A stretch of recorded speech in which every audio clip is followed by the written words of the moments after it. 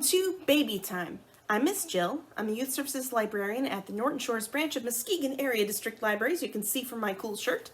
And I'm bringing a modified version of our Baby Time program to you. A lot of Baby Time is intended for you caregivers out there, and you and I, both of us are doing the same thing. We're at home right now. So I want to make sure that you have some resources on hand to continue working with your baby and helping them develop those important prelingual skills that eventually translate into pre-reading skills as they are kept up as kids age up. The nice thing about Baby Time rhymes and activities is they are all almost infinitely variable. You can change up stuff any way you need to. I like to use a lot of different props and activities, like we use scarves, we use shaker eggs, we use all kinds of stuff. You can modify all of that. You can use it or not use it. Skip it, add it in. Do more of the bounces if you prefer. There's all kinds of ways to vary it up, so don't feel worried about it being a different program. So from there, we'll get started with our hello song. The hello song is you'll sing a song and I'll sing a song. We want to send a special thank you to the Smithsonian Folkways group for letting us use this song by Ella Jenkins. From her album titled You'll Sing a Song and I'll Sing a Song. It's an excellent song. If you haven't seen it, I believe it's available on Freegal. So if you take a look at maddle.org, you may be able to find a lot of great kids music that you haven't tried before. If you look under online resources, Freegal is where you can find free downloadable music. So highly recommend. But we're going to get started with our hello song. You'll sing a song and I'll sing a song. We'll sing a song together. You'll sing a song, and I'll sing a song in warm or wintry weather. You'll sing a song, and I'll sing a song, and we'll sing a song together. You'll sing a song, and I'll sing a song in warm or wintry weather. You'll play a tune, I'll play a tune, and we'll play a tune together. You'll play a tune, and I'll play a tune in warm or wintry weather. Rum-bum-ba-dum, rum-bum-ba-dum, rum-bum-ba-dum-bum-bum-bum. Rum-bum-ba-dum, rum-bum-ba-dum, rum-bum-bum-bum-bum. You hum a line, and I'll hum a line, and we'll hum a line together. You'll hum a line, and I'll hum a line in warm or wintry weather.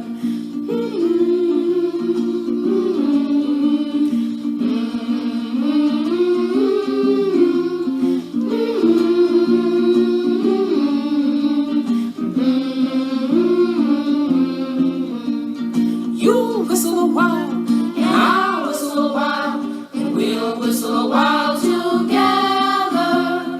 You'll whistle a while, and I'll whistle a while, in warm or wintry weather.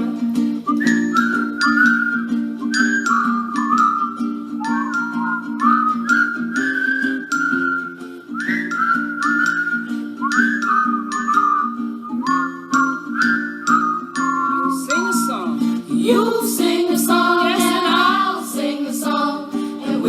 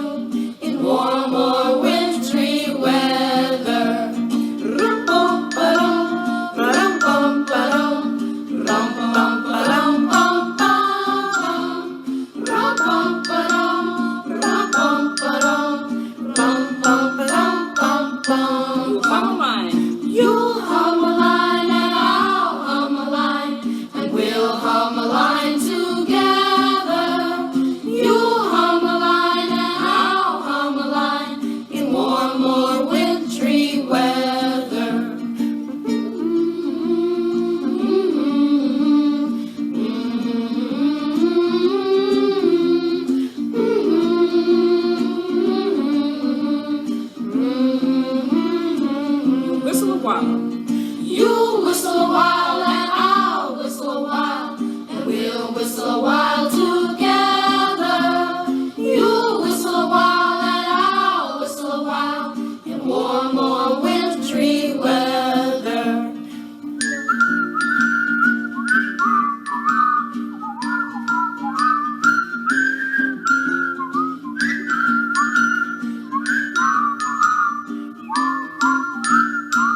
Sing a song. You sing a song and I'll sing a song, and we'll sing a song together. You sing a song and I'll sing a song in warm or wintry weather. In warm or wintry weather. Fantastic! Before we start into our warm-ups today, I want to go over a little bit of our early literacy tips that I usually try to throw in during our program. Part of the reason why we have a longer, slower song, like you'll sing a song, I'll sing a song, the lyrics take a longer time to learn, but there's a lot of repetition. It's not very difficult when you're a grown-up to remember that, oh yeah, that's right, this follows the same pattern as the previous verse. I'll just repeat it with this little change from humming to whistling. So take the time to go through the song and repeat it, and you'll notice that I'm not showing like my full body right now, in part because there's not a whole lot where we get up and dance during baby time, but I also want to make sure that the expressions on my face are really easy to see and easy to read. And that's something that you want to pay attention to as well when you're interacting with your infant. You want to make sure that they can see your face and they know that they're interacting with you. They want to know that they have your focus. So grown-ups, make sure that when you're interacting with baby, you guys are making eye contact. You guys are being expressive. It doesn't mean that you have to be super excited like I am. It just means that you have to interact with your baby and respond to them. And they'll do the same. And that's the whole point. We want to develop those skills. So we're going to get started with our warm-ups now. And I'm just going to act out our warm-ups in a very general way because I don't have like a doll and you can't see my full body. I'm just going to show you, like, for our first stretch, we usually do arms across, arms apart, except we're pulling our arms all the way open. But you're holding baby's arm gently and moving it out and in. And it's just an idea of warming up muscles a little bit. It's not anything strenuous. So you want to do that, arms across, arms apart. Back and forth like that. And we can sing the song for that one too. So arms across and arms apart, arms across, arms apart, arms across and arms apart. Kiss the baby. Mwah! Good job. We're going to shorten this part just a little bit though. So that's our arms across. Our next one is a leg stretch, which I'm going to act out with my arms again because you can't see, but even if you were here in person, I would just tip over if I tried to do this with my legs. So with the leg stretch, you want to hold baby's legs out and supported underneath the knee, and you're going to do just a little scissor kick, just back and forth like that with baby's legs. You want to make sure that they're supported under the knee though, because that joint can be flexible, and you want to make sure that these are just very gentle stretches. I should have prefaced this maybe in the beginning, but these are easiest to do for younger babies if they're on their back, but you can modify these for them to be sitting in your lap facing outward. And anytime any of these stretches or any other activity is uncomfortable for you for baby for any reason or no reason, skip it, modify it, do something different. That's the great thing about baby time. It's very flexible. So this little scissor kick is just a back and forth scissor kick, just like that. Stretch, stretch, stretch your legs, stretch them now with me. Stretch, stretch, stretch your legs, happy as can be. Just like that. Good job. All right, and our last stretch, let's see. Oh no, our last two stretches. Forgetting again. This one is a one arm up and one arm down stretch. You want to have the arm up gently and lower it. Raise the other arm up, gently lower it, and then you want to bring both arms up in a gentle rotation, just like that. And that way we kind of free up those joints a little bit, kind of get our muscles warmed up. So we're going to do one arm up and one arm down, one arm up and one arm down. Both of our arms go up and around. That's our baby game. Good job. All right, our last stretch. This one's a little harder to act out with my arms, but I'm gonna try. This one's going to be a knee bend. So what you wanna do is hold baby's legs at the shin. So let's pretend that this is the bottom of my leg. Here's my foot, see? You wanna hold that baby's shin here, and you wanna push baby's leg into a bend, and then straighten it back out. Always gently, but you wanna do that with both legs at the same time, pushing legs into a bend, and then straightening them back out. So the knees go up and down, the knees go up and down. Hi ho the dairy-o, the knees go up and down. Okay, so our next part is we cover a little bit of American Sign Language. We learn 1 or 2 words here and there as means to help visualize language, because one of the frustrating things about being a baby and being a parent is that communication barrier, and that's where American Sign Language can come in. So it can be a useful tool to learn a couple vocabulary words. Words that we've used before are things like more, where you hold your fingers together and tap them like this. That's a really good way for babies to understand that, oh, more, I get more food when that happens, I'll do that again. And then when you're all done, you have your hands facing you and flip them. Flip, that's all done, all finished. So those are 2 really great words to know. There's a whole lot of different ones to try, and it just depends. You want to make sure that any words that you use, like maybe play is a little more complicated. You hold down the 3 fingers in the middle of your hand, you stick out your pinky and your thumb, you have those hands face each other like this, and then you shake them. Shake them for play. These are all pretty simple signs, but as you'll notice, like, this is going to be a lot easier to do than play. So next, we'll move on to some activities. There's a lot of different activities you can do at home. I'm sure you've already been doing a lot of them. You can share songs together, you can do clapping games, you can do bouncing games, you can do all kinds of fun stuff. So what I do recommend though is maybe setting the stage a little bit. I don't want you guys to think of anything that we do as super formal, but you might consider having just a special soft blanket put out for baby time, just so that you have like a space so you can focus on baby during that time. However, all of these rhymes are pretty adaptable for any space or time that you're in, so do what works best for you. Okay, we're going to get started with our songs and rhymes. And if you haven't done our songs and rhymes before, everything, again, very variable, very flexible. This is a bounce game, however, and bounce games, if you do them as a bounce game, you want baby in your lap, or you want to stretch out both legs in front of you as though you're doing some yoga or something like that. You want to make sure that that stretch, you have both legs out comfortably, and then you have baby seated on your thighs so that when you bounce your legs, they bounce up and down. That one will be a little more strenuous, but hey, you'll also get a workout, so you got to decide what works best for you. But this is Trot Trot to Grandma's House, and this is from Sally's Music Circle, and we want to send a special thanks to them as well. They gave us permission to use their music as part of our program, so we are very grateful to them. So 8 trot backs in this song. Trot, trot to Grandma's house to get a little girl some cherries. When we got there, the tree was bare. So we'll trot back, trot back, trot back, trot back, trot back, trot back, trot back, trot back. Whoa! Do-do-do-do-do. Trot, trot to Grandma's house to get a little boy some cherries. When we got there, the tree was bare. So we'll trot back, trot back, trot back, trot back, trot back, trot back, trot back, trot back. Whoa!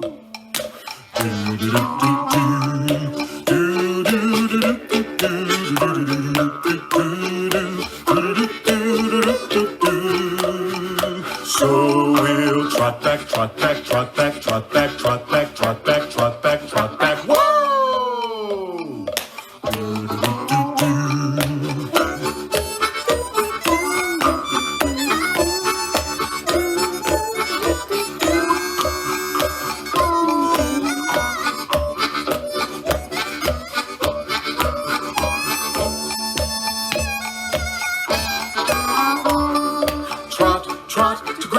House to get a little girl some cherries. When we got there, the tree was bare.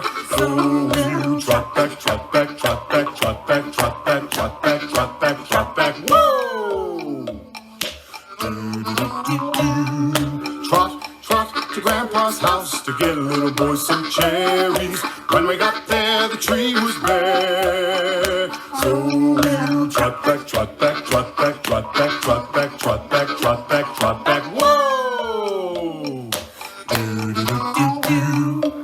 Good job, you guys. Excellent.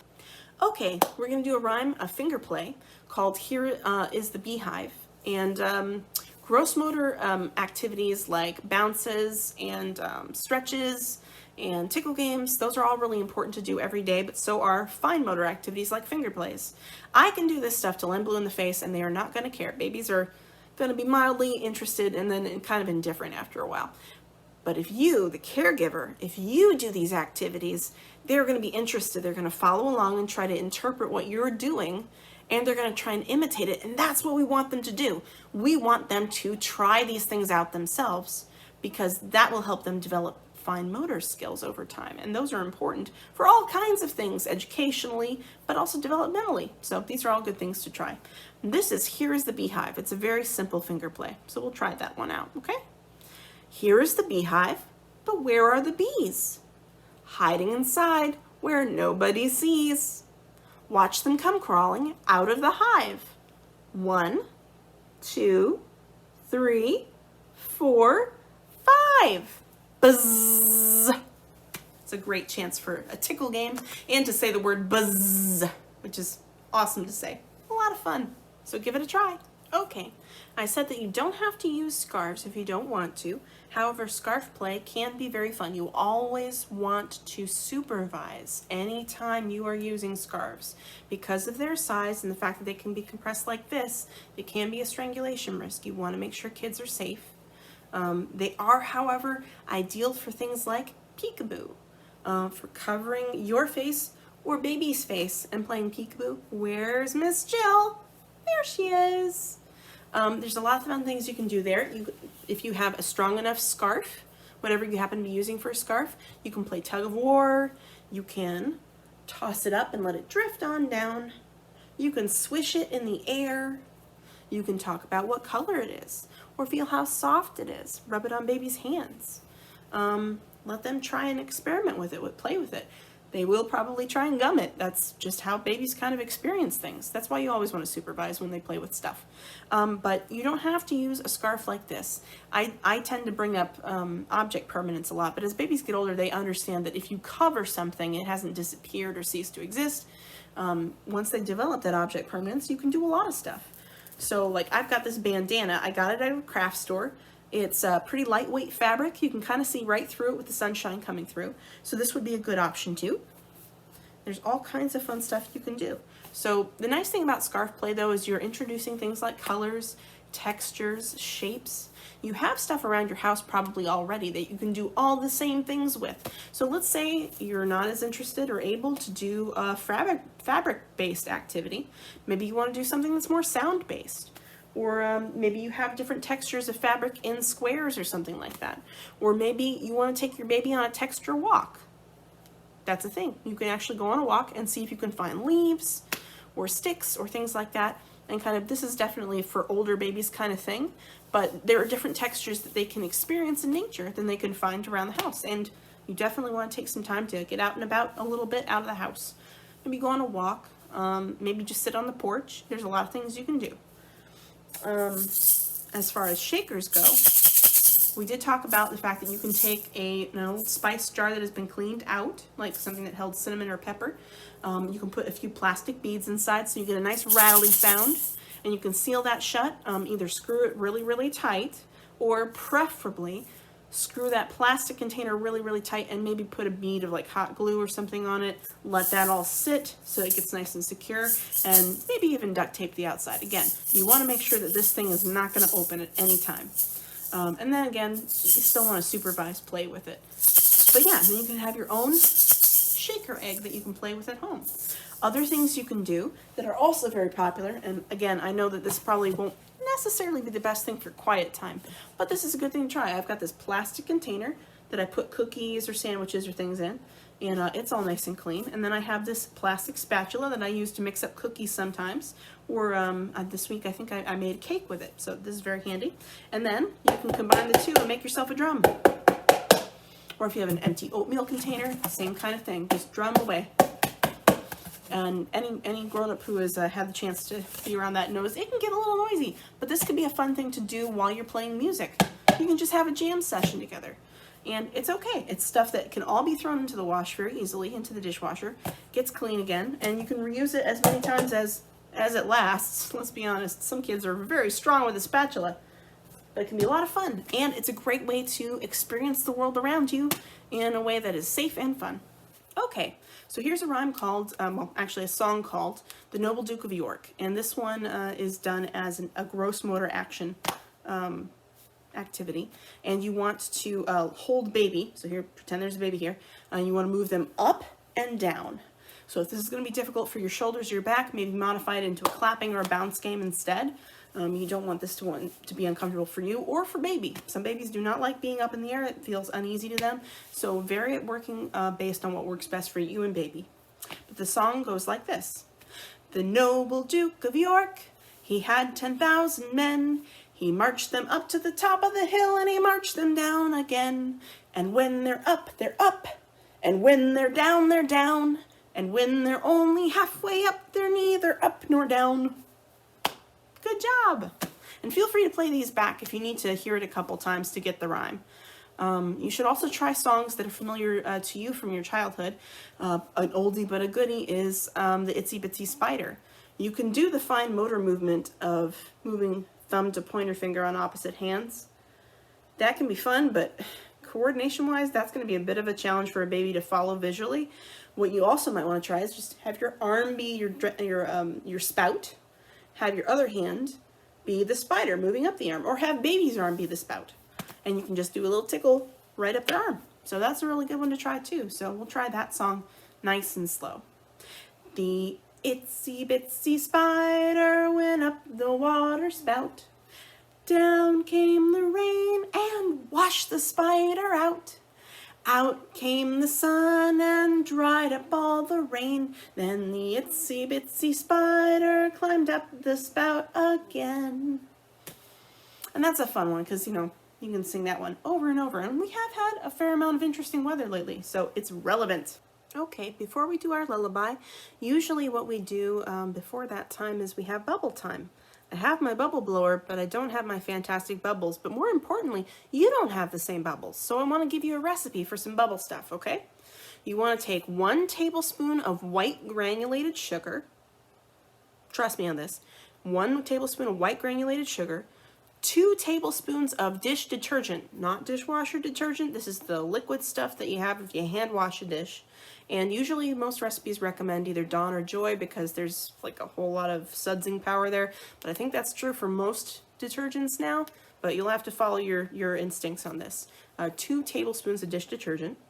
And then 1 cup of water. You want to put all that in a container and mix it slowly so it doesn't foam, and stir it until the sugar dissolves. And the sugar will change how the water evaporates. It won't evaporate as quickly, so it'll be able to hold together a little bit better for bubbles. Now this isn't the same bubble solution that we use. This is different.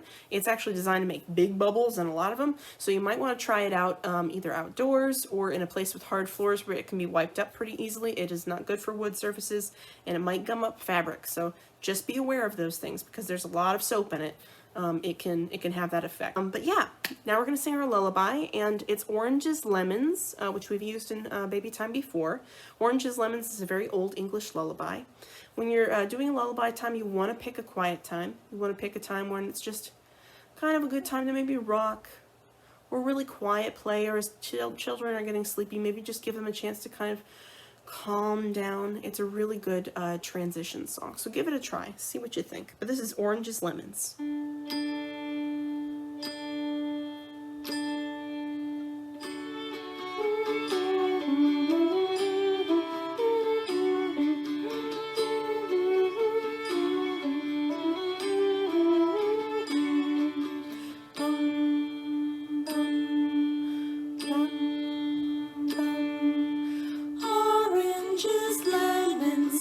Bells of St. Clements, you owe me 5 farthings.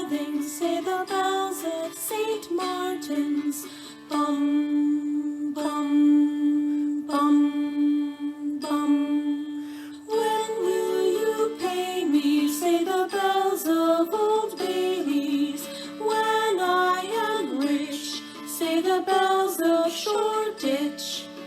Bum, bum, bum, bum. Loo, loo, loo, loo, loo, loo, loo, loo, loo, loo, loo, loo, loo, loo, loo, loo, loo. Bum, bum, bum, bum.